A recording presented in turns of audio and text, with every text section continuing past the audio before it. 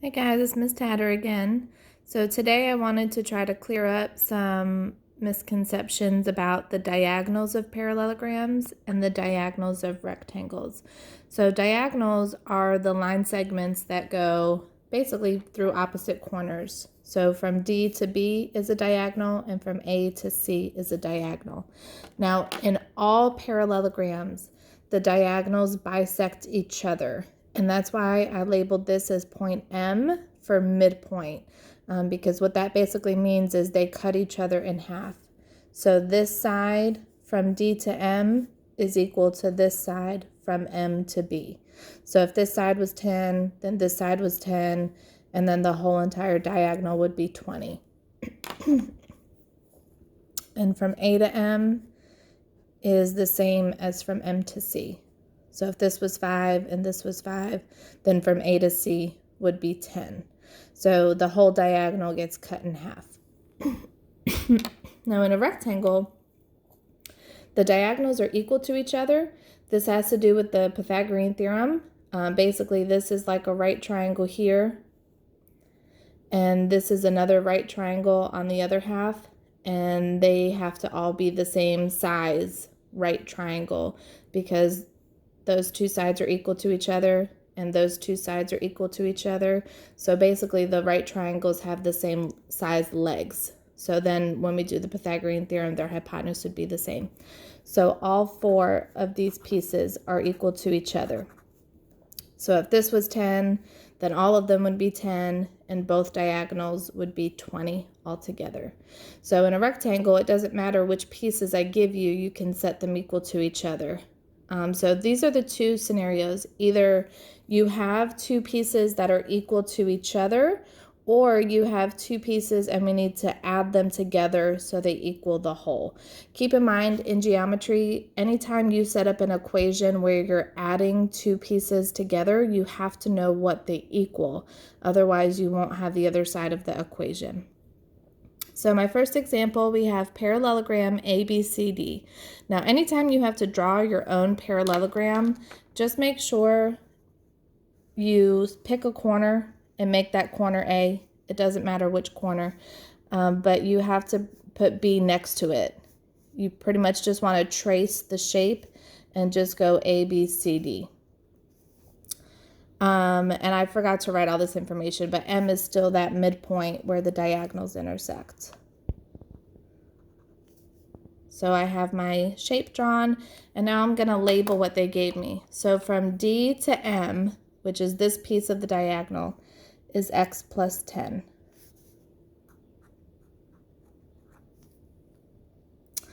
And from D to B is 3x minus 2.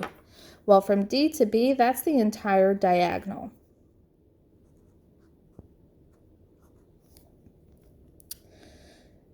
So I can't set x plus 10 equal to 3x minus 2. X plus 10 equals this half over here. These two halves are the same, but I don't know what this is. And I mean, technically you could split this in half, but that's going to look a little bit messy, especially since 3 is not divisible by 2. So instead, what I can say is, all right, well, if I know that this side is x plus 10, this has to be the same. So that side also has to equal x plus 10. So now if I put both of these together, that will be the same size as from going to D all the way to B, which they told me was 3x minus 2. So if I can show that I put these two pieces together, they will equal 3x minus 2. So that's what my equation is going to look like. There's my two equal pieces of the diagonal. And together, now they equal the whole entire piece, that whole entire diagonal, which is 3x minus 2. So that's the equation that I need to solve. So I need to combine like terms over here. So x plus x is 2x, 10 plus 10 is 20, equals 3x minus 2. So I always subtract my smaller x. That's going to cancel out. My 20 just brings down 3 minus 2 is 1. Bring down the minus 2. And from here, I'll add 2 to both sides. So x is equal to 22. Now you always have to go back and read the directions and figure out what they wanted you to solve for.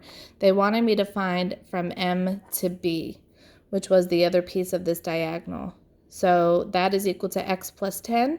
Well, now I know that 22 is equal to x. And 22 plus 10 is 32. All right, so just make sure you always go back and answer the question, especially if it's multiple choice. A lot of times this will be answer choice A because they're trying to trick you to see if you actually read the question.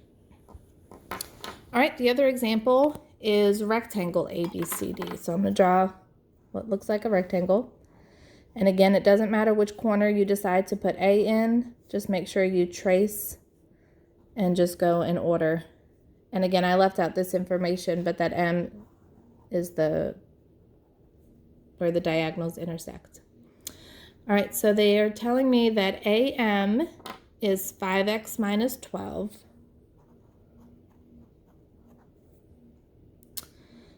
And from B to M is 3x plus 20. Now, even though those are two different pieces of diagonals, in a rectangle, all 4 of those little pieces are the same. So these 2 pieces are the same size. So my equation is going to set those equal to each other. So 5x minus 12 equals the 3x plus 20. All right, so I'm going to subtract my 3x on both sides. That equals 2x, bring down the minus 12, that canceled, bring down the 20. Add 12 to both sides.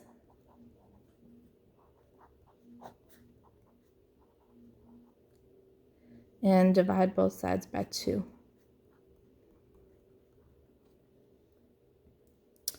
All right, again, I need to go back up. It wants me to find from A to C. Well, I just figured out that x was equal to 16.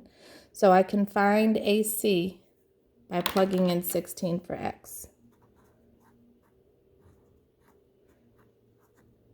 So 5 times 16 minus 12. I'm not going to lie, I'm doing a little bit of side work over here. 5 times 16 is 80. 80 minus 12 is 68. So this piece is 68. Then this piece is also 68. So from A to C, I just add those 2 together.